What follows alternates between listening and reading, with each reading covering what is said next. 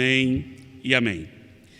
Irmãos, nós estamos estudando acerca da doutrina da providência e hoje teremos como base o Salmo 139. Eu gostaria que você abrisse a sua Bíblia no Salmo 139, mantendo-a aberta até o final de nossa exposição, pois faremos exposição de todo o texto. Salmo 139. Para introdução, quero fazer a leitura apenas do versículo 16, inicialmente. Depois faremos a exposição. O versículo 16 do Salmo 139 diz o seguinte: os teus olhos me viram a substância ainda informe, e no teu livro foram escritos todos os meus dias, cada um deles escrito e determinado, quando nenhum deles havia ainda. Quero fazer menção a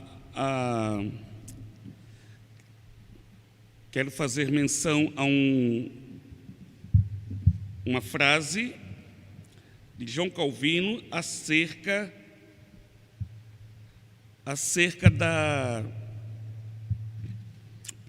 da providência de Deus. João Calvino afirmou o seguinte: a fé tem que penetrar mais profundamente, ou melhor, depois de encontrar o Criador de tudo, concluir ser Ele também o eterno governador e provedor.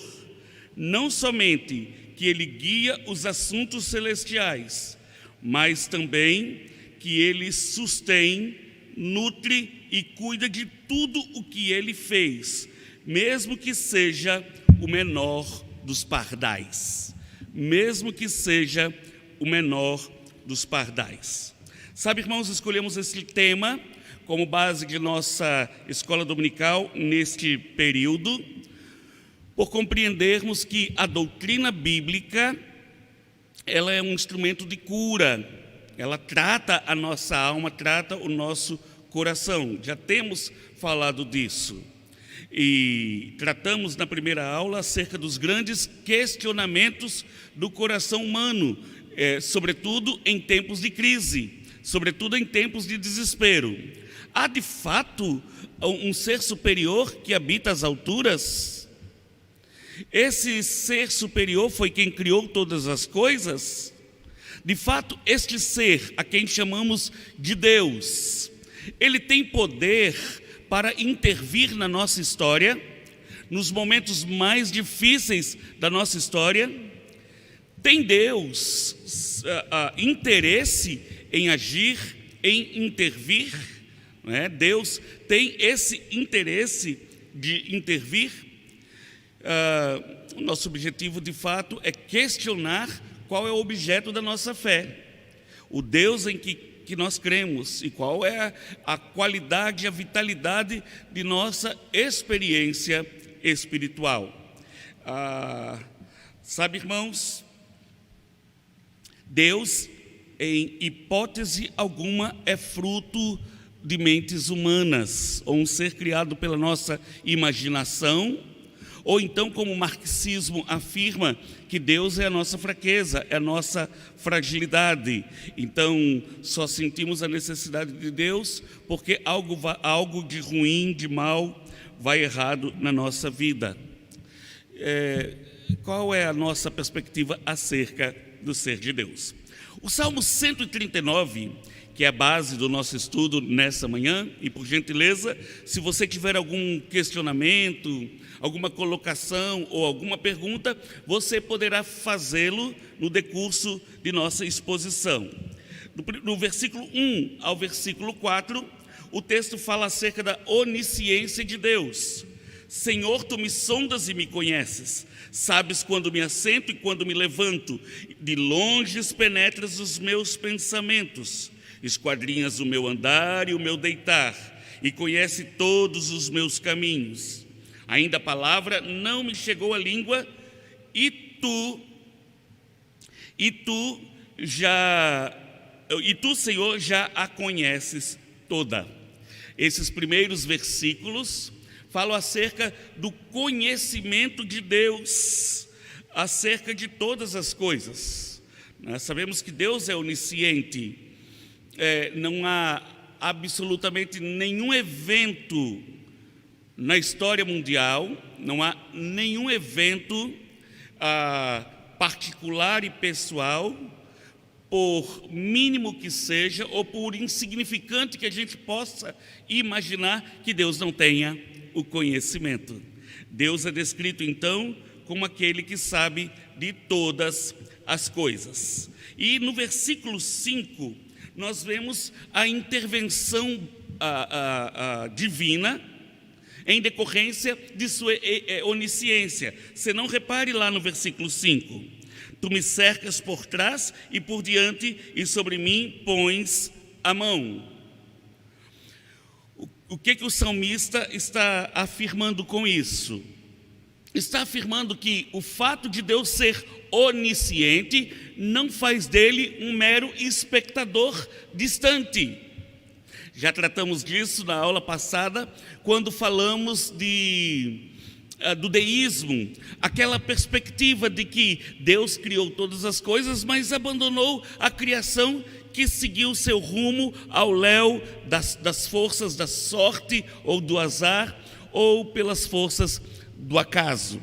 Sabemos que não é verdade, sabemos que Deus não abandonou a sua criação, pelo contrário, Deus age na criação, Deus intervém na criação. Diz: tu me cercas por trás e por diante, e sobre mim pões a tua mão.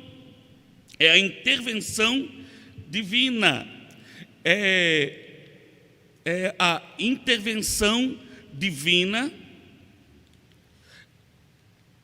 a intervenção divina na vida do homem. Portanto, no que acontece conosco, naquilo que nos abate, naquilo que nos entristece, naquilo que nos angustia, ou nos aspectos positivos, quando passamos numa prova, quando a jovem consegue namorar com um jovem que ela admira e vice-versa, ou um casamento, ou passou numa entrevista para emprego, ou você conseguiu lidar com aquela enfermidade séria. Enfim, irmãos, todas as coisas estão debaixo do conhecimento de Deus, e Deus intervém, colocando a sua mão, agindo nas nossas vidas. Acontece, irmãos, que a verdade de um Deus que sabe todas as coisas, ela é incompreensível. Na mente de muitas pessoas, não consegue conceber a ideia de um Deus que detém o conhecimento de tudo, até mesmo antes que essas coisas aconteçam. Versículo 6: tal conhecimento é maravilhoso demais para mim, é sobremodo elevado, não o posso atingir. Ou seja, eu me maravilho com o fato de que Deus não é distante, um Deus ausente, pelo contrário, é um Deus imanente, presente na nossa vida. Nem por isso, irmãos, nem por isso, a minha mente limitada, humana, tem capacidade de compreender, não é? Todo esse nível de conhecimento, de pré-conhecimento, de onisciência de Deus. Prosseguindo, os versículos 7 a 9, ou do próprio, até mesmo no versículo 10, nós vemos a descrição da onipresença de Deus. Deus não somente sabe de todas as coisas, até mesmo antes que aconteçam, como Deus também é um Deus presente na nossa história, está presente em todo e qualquer local que se faça necessário. Repare lá no versículo 7: para onde me ausentarei do teu espírito? Para onde fugirei da tua face? Se subo aos céus, lá estás. Se faço a minha cama no mais profundo abismo, lá estás também. Se tomo as asas da alvorada e me detenho nos confins dos mares, ainda lá me haverá de guiar a tua mão, e a tua destra me susterá. Olha só, irmãos, o Deus a quem cultuamos, a quem servimos, a quem adoramos, é um Deus onipresente. Não há um lugar sequer que a gente possa fugir a olhar providente de Deus, do olhar providente de Deus. E pelo fato de Deus estar presente em todos os lugares, vemos uma intervenção divina relatada no versículo 10. Deus presente, e a mão do Senhor é quem nos sustenta e que guia. Repare lá, ainda lá onde? Em todos os lugares, nos confins dos mares ou em qualquer lugar, ainda lá me haverá de guiar a tua mão. Ou seja, eu não me movimento por moto própria, eu não me movimento por uma decisão própria, como se eu decidisse fazer o que bem entendo, sem que não haja o conhecimento de Deus e sem que haja a presença de Deus junto comigo. Em todo e qualquer lugar, diz as Escrituras, a mão do Senhor nos guia, a destra do Senhor nos sustém. Me recordo de um cântico que eu aprendi quando era criança, e isso faz mais de 40 anos, que diz assim: cuidado o olhinho o que vê, o Salvador do céu está olhando para você, cuidado o olhinho o que vê. Cuidado boquinha o que fala, o Salvador do céu está olhando para você, cuidado boquinha o que fala.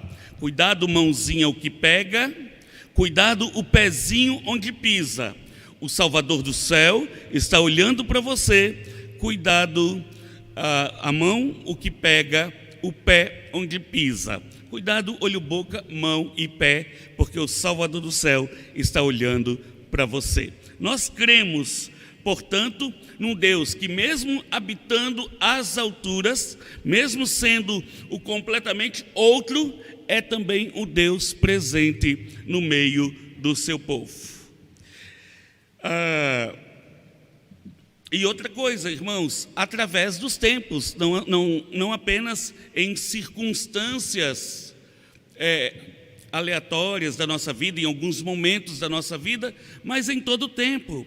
O salmista já era adulto quando escreveu esse salmo, e mesmo assim ele fala do olhar soberano de Deus em toda a vida do homem, em todo o ciclo de vida. A partir do verso 11 nós lemos: se eu digo, as trevas com efeito me encobrirão, e a luz ao redor de mim se fará noite, até as próprias trevas não te serão escuras. As trevas e a luz são a mesma coisa, pois tu formaste o meu interior e me teceste no seio da minha mãe. O que o salmista está afirmando com isso? Não há absolutamente nada, nem sequer trevas e a noite poderão ocultar, poderão nos esconder da face de Deus, tanto do seu conhecimento quanto de sua presença.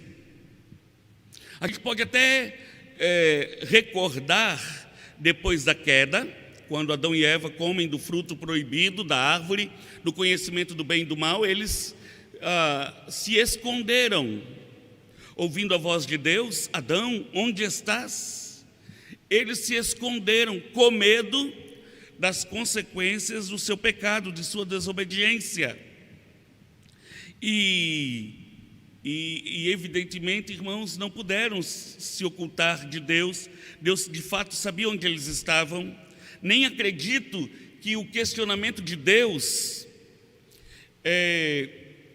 era uma declaração de uma falta de conhecimento da localização de Adão e Eva, escondido em meio a arbustos. Quando a gente lê nas Escrituras Deus questionando: Adão, onde estás? O que vem à minha mente na verdade, outro tipo de pergunta, como: Adão, o que você foi fazer? Adão, em que situação você caiu? Adão, em que estado você decaiu?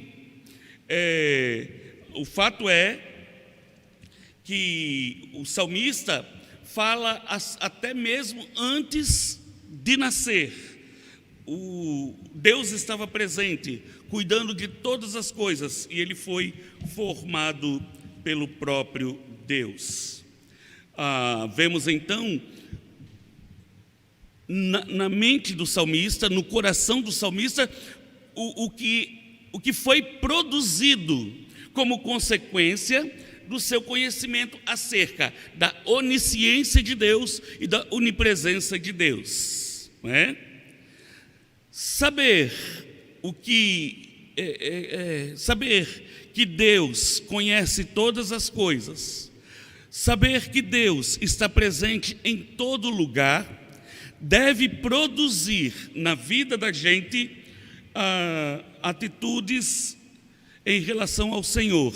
Senão, vejamos no versículo 14: graças te dou, visto que por modo assombrosamente maravilhoso me formaste. As tuas obras são admiráveis, e a minha alma o sabe muito bem. Percebam que na vida do salmista, o conhecimento que ele tinha, a fé que ele tinha num Deus, ele acreditava que Deus era onisciente, sabia de todas as coisas, e onipresente, presente em todo lugar, produziu nele gratidão e adoração. Ele foi grato ao Senhor: graças te dou, visto que por modo assombrosamente maravilhoso me formaste. O salmista ficou assombrado quando ele entendeu, quando ele concluiu que o Senhor era onisciente e onipresente. E esse conhecimento, então, revelou a grandeza de Deus na vida dele, revelou a glória de Deus na vida dele, e ele não teve outra coisa a fazer senão manifestar gratidão e adoração. Sabe, irmãos, tratei disso na conclusão da mensagem no domingo passado, quando afirmei que se nós não conhecermos o Deus das Escrituras, nós não o adoraremos com profundidade, nós não o adoraremos como precisamos. Irmãos, ninguém manifesta devoção para alguém que você não conhece com profundidade. É por isso que tem tanta gente que, se estiver cultuando a Deus, tá bom; se não estiver cultuando a Deus, tá bom também; se eu estou no templo, tá tudo bem; se eu não estou, também tá tudo bem. E o culto e adoração a Deus muitas vezes é movido mais por sentimentos de prazer próprio, ou um senso de que Deus fez aquilo que eu desejava, de que eu clamava e pedia, e por causa disso um bem-estar interior me leva a uma atitude de adoração. Embora não seja errado cultuar a Deus por aquilo que Ele faz, irmãos, é um erro quando não se adora a Deus por aquilo que Ele é. Então, quando nos falta o prazer, quando nos falta a a alegria de ter uma oração respondida, uma bênção recebida, um problema resolvido, quando nos falta o prazer de ter essas situações agradáveis, essas sensações agradáveis na vida da gente, de problemas resolvidos, de angústias tratadas, de alegria restaurada, só o fato do Senhor ser Deus, onipotente e onisciente, deveria produzir em nós adoração, uma admiração profunda pelo que Deus é e não somente pelo que Deus faz. No versículo 16, o versículo lido na abertura do nosso estudo, nós lemos o auge da doutrina da providência explícita, clara. Versículo 16: os teus olhos me viram a substância ainda informe, e no teu livro foram escritos todos os meus dias, cada um deles escrito e determinado, quando nenhum deles havia ainda. Reparem bem, meu amigo, meu irmão, minha irmã, este versículo, de forma poética, está falando acerca do governo, do controle de Deus na nossa história, antes mesmo do nosso nascimento. Antes mesmo do nosso nascimento. Deus, Ele escreveu e determinou todos os nossos dias. Nós somos pegos de surpresa, irmãos, mas Deus não.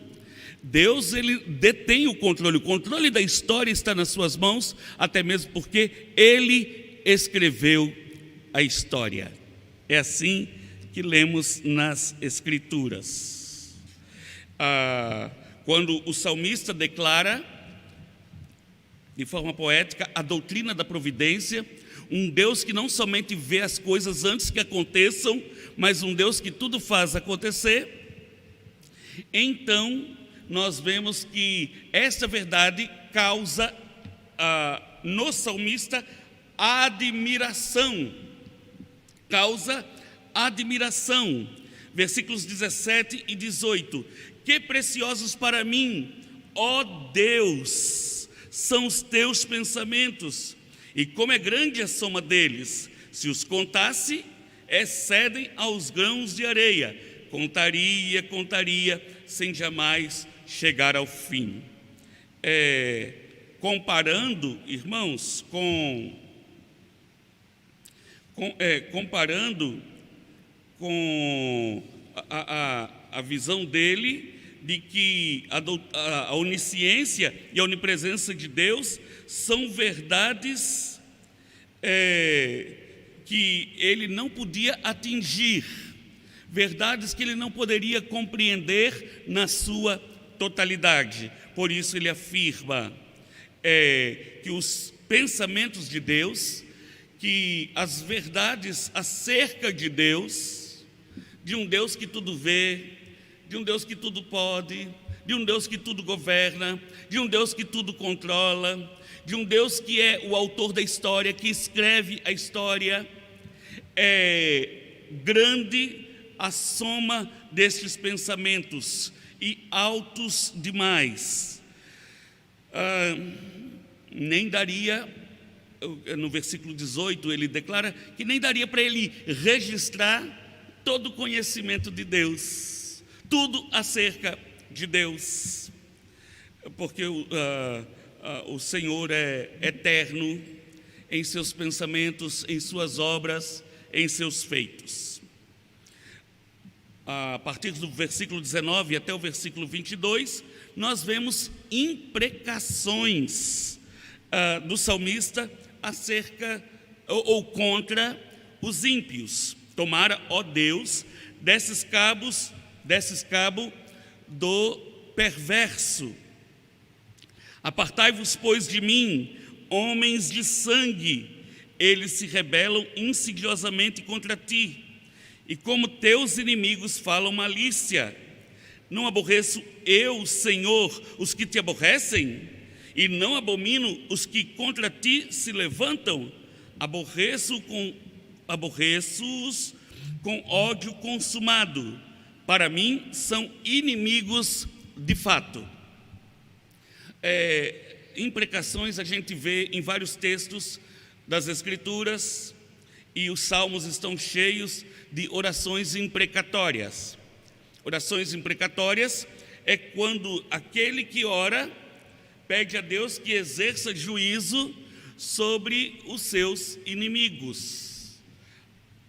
E a gente precisaria de um estudo específico sobre imprecações ou orações imprecatórias. Uma vez, eu era da UPA, então, no mínimo aí 3 décadas e meia. E estávamos numa reunião de oração dos adolescentes, quando uma das adolescentes orou a Deus: Senhor, cave um buraco na frente daquela irmã, para que ela caia no buraco e enxergue que está errada. O fato de ser bíblica, orações imprecatórias, irmãos, isso é algo muito sério, e não considero que todo crente estaria apto a fazer imprecações, a solicitar ou clamar o juízo de Deus sobre os perversos, sobre os ímpios, não é? Estude um pouco mais sobre este assunto. Mas o fato é que o salmista assume um compromisso com Deus, e esse compromisso que ele assume com Deus é um compromisso de amar a Deus e odiar o pecado, de amar a Deus e decidir no seu coração não viver na companhia dos ímpios. Essa é a razão de sua imprecação. Inclusive, na sua conclusão no versículo 22, eu aborreço-os, ou seja, eu fico aborrecido e decido me manter aborrecido contra aqueles que se levantam contra o Senhor, contra aqueles que são os teus inimigos. Para mim são inimigos de fato, ou seja, se são inimigos do Senhor, são meus inimigos também. Conferindo, irmãos, com o Salmo 1, bem-aventurado o homem que não anda segundo o conselho dos ímpios, não se detém no caminho dos pecadores, nem se assenta na roda dos escarnecedores. Antes, o seu prazer está na lei do Senhor, e na sua lei medita de dia e de noite. O salmista faz a imprecação para manifestar o seu nível de compromisso com Deus, que tudo vê, e um Deus que está presente em todo lugar.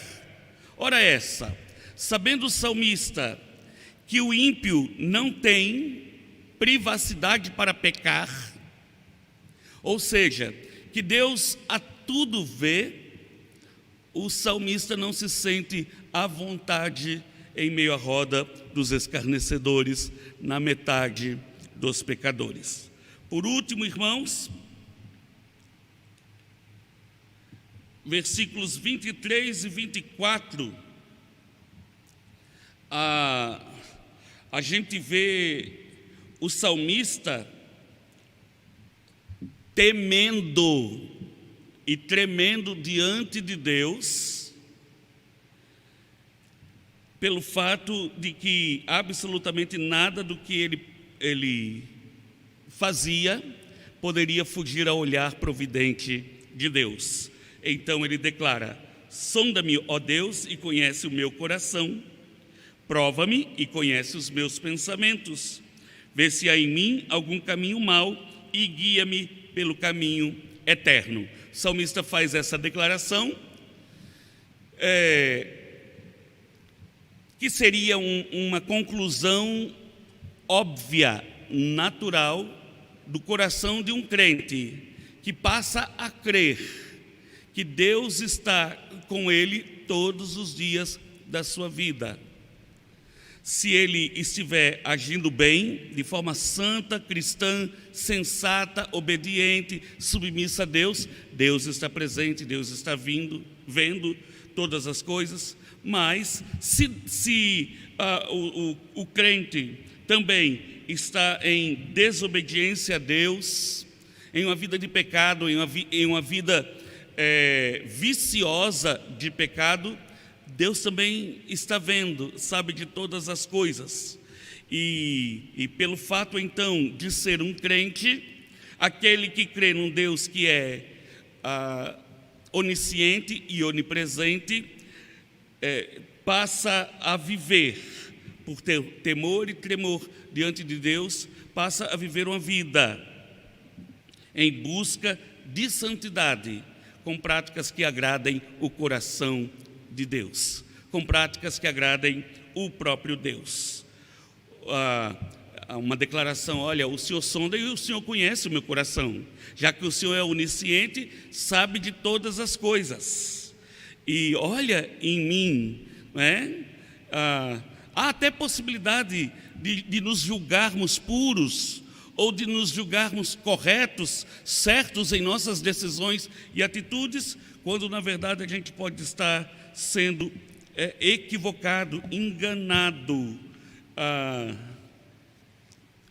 pela própria carne, pela influência daqueles que nos cercam e quizás, e também muitas vezes, pelo próprio diabo, a viver uma vida que se distancia do Pai, que se distancia de Deus. Deus possa abençoar a minha e a sua vida, para que a gente compreenda, para que a gente entenda que o Deus que tudo sabe, o Deus que tudo vê, irmãos, está ao nosso lado, e isso deve produzir uma rendição completa, uma busca incessante de viver uma vida que agrada a Deus. Que tenha misericórdia, que Deus tenha misericórdia de mim, que Deus tenha misericórdia de ti. E Ele ache em mim, ache em você verdadeiros adoradores que o amam e o honram por saber quem Ele é, como Ele age e o que Ele faz. Deus nos abençoe em nome de Jesus.